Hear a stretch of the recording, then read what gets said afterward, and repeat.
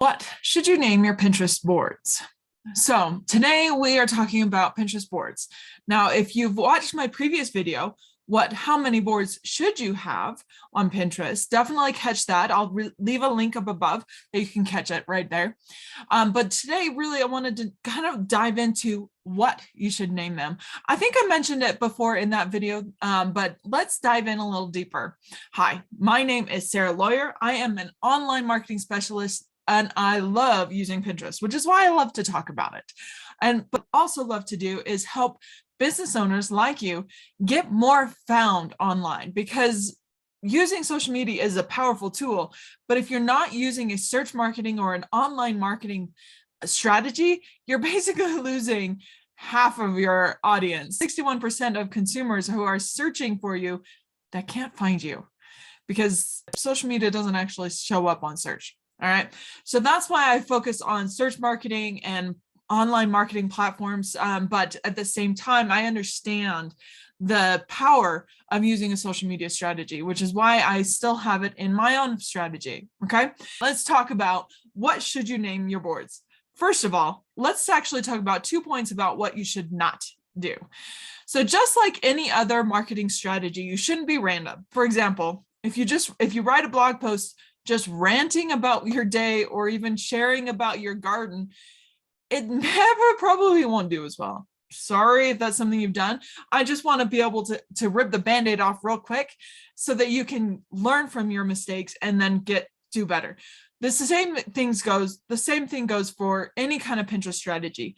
For your pins, for your board titles, you don't want to just be random. Most of them are going to be good because they're going to be search titles. For example, if I have a dinner idea, I'm going to name my board Dinner Ideas.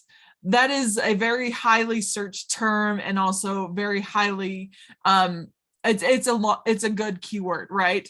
But if I'm doing online marketing, I don't want to just name it online marketing. It will never be found. Now you can make it actually more of a long tail keyword. I've talked about a long tail keywords and what are Pinterest SEO keywords in a previous video. Again, I'll leave the link up above. You can go check it out. What you don't want to do is just a random keyword. You want to actually do the research, and you don't want it to be a main keyword. You actually want it to be a long tail keyword. So long tail keyword is basically the more niche specified keyword. So when you go into Pinterest, you hit the search bar and you start typing in, for example, online marketing. The extra words that show up underneath in that search bar are called long tail keywords. You want to find more of a niche specific long tail keywords to name your board. So that's the what not to do and how to fix it, right? The next one is without a purpose. So you don't want to just name something and then never use the board. So if you're going to create content and then pin that content to that board, great, that's perfect. Don't just name a board to name a board, because it will not actually do your Pinterest profile any good if you don't actually have any pins in that board. It actually can hurt your profile a little bit. So don't do that. What do you do instead? So first of all, when you go in to create a board, if you're not sure how to create a board, I cover that in that first video. I mentioned how many boards to create, how many boards you should have. I go into how to create a board. Go ahead and check that out. But once you create the board, you first have to name it. Then it'll actually give you suggestions. Actually pin a few suggestions. I know you might be thinking, but Sarah, it's not my content. I don't want to just pin somebody else's content. That's okay. That's actually a great strategy to start out with. Especially if you don't have any content ready to pin there, you don't want that board sitting empty for very long. So go ahead, choose a few things that are related to your content or related to what your audience might like. Pin it there, and then go and record a video, go and write a blog post that is similar and related to that board content, and then pin it in there.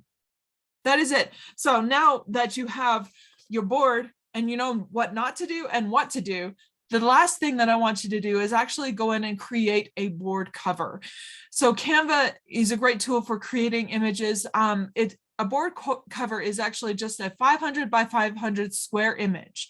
And all you want to do is actually create a very simple board cover. You don't want it to have a lot of embellishes or anything very like big on there.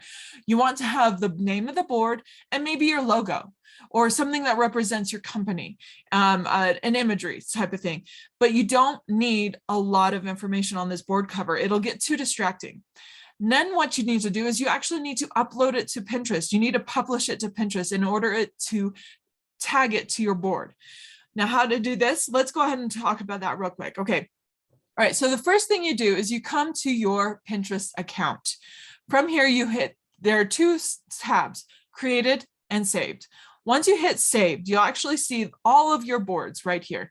There's a plus arrow right here for adding new boards, adding new pins. But what you want to do is know to add your board cover. So right here, you hit this edit sign on your board. And as you can see, I already have a board cover.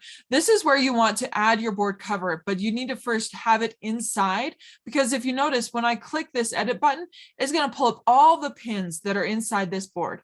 And I have to scroll down because I pinned this one a while ago to find the board cover. But that is how you find the board cover. You first pin it to the board, and then you come in, find that board cover and select it for your board cover. Now, the reason why you want to have that is because sometimes in a search, people can actually search for your boards. And if you don't have a board cover, it doesn't look as nice. It's also kind of helps to add that flash of, oh, this is the kind of board I'm looking for. Okay, it's a great tool to have. It's also not necessary, but it is also something that for my clients and for myself, it's funny. I sometimes get more clicks and impressions on a board cover that I saved to that board than I do on the pins that I've saved in there. That just means that that keyword is very prevalent and people see it and like, yes, I need to know that, and they click on it. Now, where do you send it? Don't just publish it without a link. I actually will publish mine. I'm sending them to my blog or to my website. All right, that is my last tip, and I hope you got a lot of great information from today. If you have any questions, definitely make sure to leave them in the comments, and any other questions around online marketing, Pinterest marketing, even search marketing, go ahead and leave them, and I'll cover them in another video. If you got value, definitely make sure to hit like and subscribe, and we'll talk to you guys later.